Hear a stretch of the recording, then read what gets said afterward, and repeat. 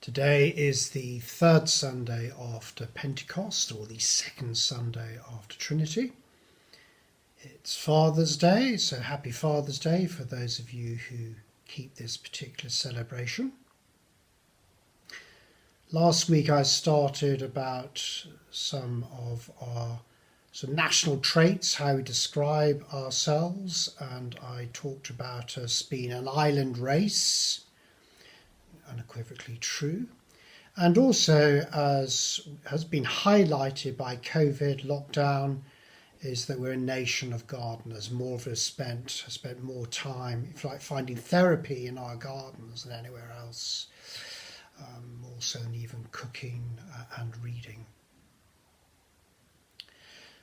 Another part of our sort of idiosyncrasy of our nation is the certain things we do through the year at particular months. So I've been looking at some sporting events and some other things.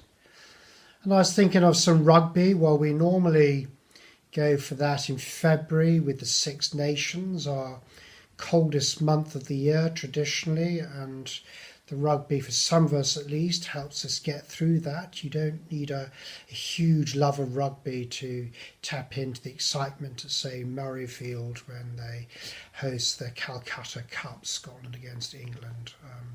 It's a time of national identities and the rivalry within the UK and so on. So there's that. And then that leads us into March, getting us out of the February blues maybe. And often not at the end of March, sometimes early April, but often the end of March, have the boat race. Again, this is not really about allegiance to Oxbridge or whether you're familiar with pulling on a blade. It's a bit of fun on a Sunday afternoon down at Putney, crowded embankment, and right the way Hammersmith and so on. A fun race to see which of these two sort of gladiatorial teams side by side can win and so on. That's a bit of entertainment, and then takes us into May. Well, I have to mention Chelsea in May. Many of us love Chelsea.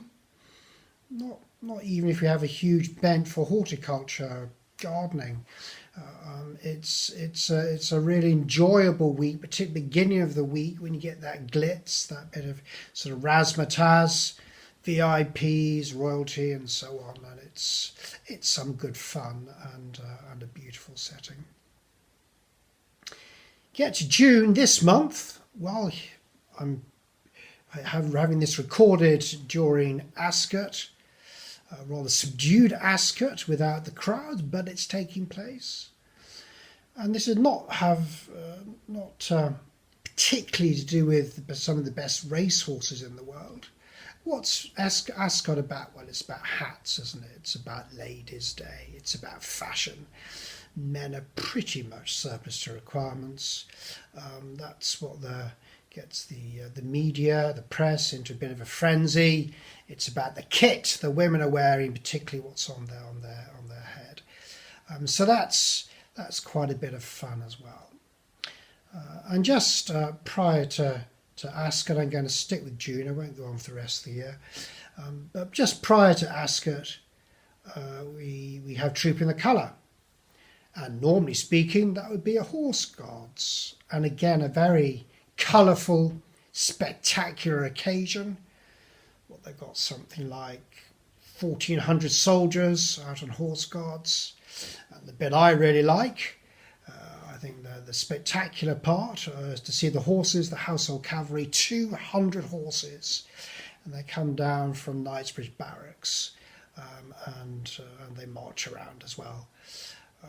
Those wonderful drums they have. And so on. All of that, a great spectacle. And the centre of that spectacle is the Queen. Trooping the Colour, as you may be aware, there are 5 foot guards, 5 regiments, and they take it in turns to troop their colour. And they do that in front of the Queen, their boss. All the officers on the parade there, they hold a commission, and it's the Queen's commission. It's Her Majesty's forces, and particularly with the household division, the guards, 2 mounted 5 foot. They are particularly special to the Queen, her bodyguard, if you like. So it's a great occasion normally on June sunshine on a Saturday morning. It's good stuff. And this year, really far more muted occasion, Windsor, as a turn of the Welsh Guards based there at the barracks in Windsor, and basically they did a rather elaborate changing of the guard, rather than a full-blown trooping of the colour. And she was the only member of the royal family present. But again, the centrepiece, that particular ceremony for the Queen, marking her official birthday. Just reflecting on the Queen a moment, when I'd like us to ponder about dying to self, and maybe when we think of the Queen, maybe one of the first words which comes into our head would be duty. When we think of her particularly, we think a lot about duty. We all know she's reigned for a very long time, since 1952, 68 years. 5 years ago, she flew past Queen Victoria as the longest serving British monarch. And there she is, going on, pardon the pun, like a trooper, and shows no great signs of stopping anytime soon, certainly. And she continues to reign in the most extraordinary fashion, pretty much faultless for all that time. 1 or 2 blips possibly we could mention, but basically a faultless performance. She's the centrepiece for these military occasions, and much broader than that for the UK and the Commonwealth. So duty, the Queen, when we think about dying to self. And we have this quite powerful Lenten, I'm going to call it that, sting in the tail at the end of our Gospel this morning. Matthew 10:24 to 39. And it's the last verse of the Gospel. Those who find their life will lose it, and those who lose their life for my sake will find it. Now, my problem is with duty, as honourable as that is, an exemplary example that the Queen is, it's not quite enough. Dying to self, losing yourself for the sake of Christ, that's very much about spiritual engagement. It's about what you do and how you live your life, but it also has a powerful internal dimension. And for me, we enter into the realm of mysticism, Christian mysticism, of dying to yourself for Christ's sake. When I think of Christian mysticism, the first text which would come to mind on my bookshelf would be this. If you can see that, the Cloud of Unknowing. I got this when I was an undergraduate, so I've had it a few years. A rather eminent prof gave it to me before finals and said, Dom, this is what you should read at this time. You think you might be sort of cramming your head full of information, swatting away, reviving and so on. Well, according to this person, read the Cloud of Unknowing. It's the via negativa, it's what you don't know. And when it comes to the journey to God, it's this emptying, this self-emptying, not least of our intellect. Why is that important? Because ultimately it's the journey from our head to our heart. You don't actually find God in there.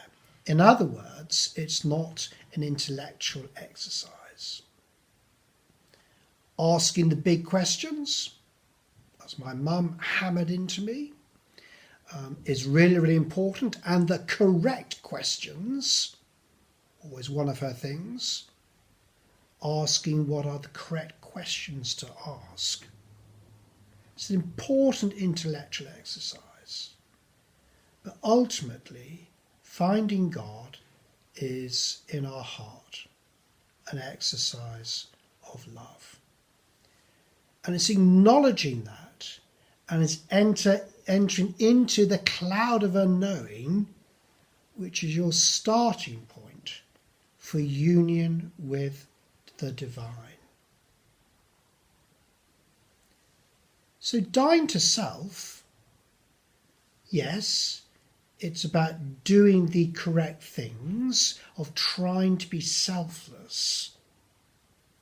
But it's always in the context for us as Christian people, as we surrender to Christ, as we draw closer to God the Father, it's the releasing of our ego, and it's acknowledging not how much we do know, but how much we don't know.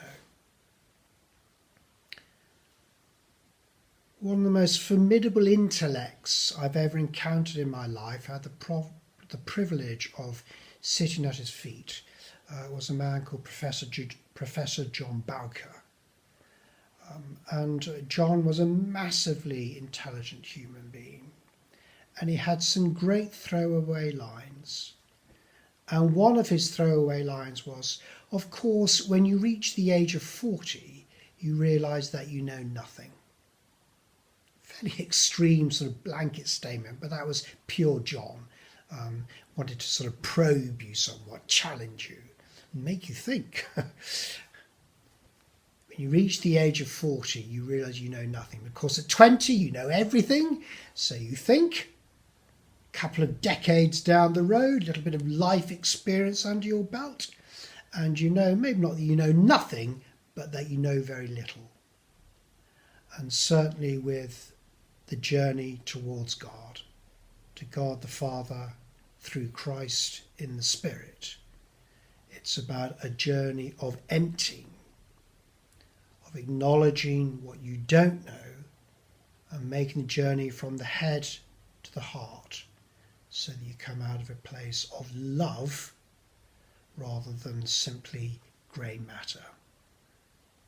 The heart will always trump the head when it comes to our spiritual experiences on our pilgrimage towards God.